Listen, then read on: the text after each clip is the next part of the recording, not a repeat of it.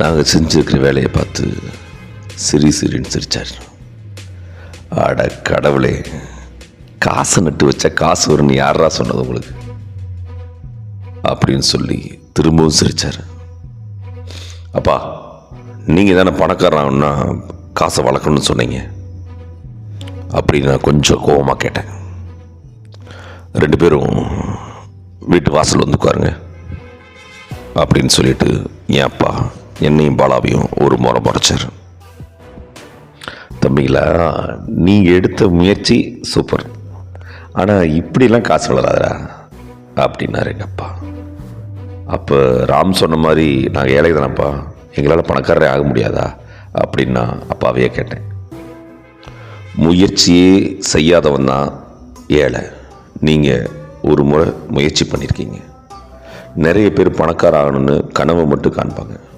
தப்போ ரைட்டோ, நீங்கள் அதுக்காக மெனக்கட்டு ஒரு வேலை செஞ்சுருக்கீங்க. நான் உங்களை நினச்ச பெருமைப்படுறேன் அப்படின்னாரு எங்கள் அப்பா. என் வாய் சும்மா இருக்கல. அப்பா, நீங்கள் இன்னும் பணக்காரன் ஆகலை அப்படின்னு கேட்டேன். என் அப்பாவோட முகம் மாறுச்சு.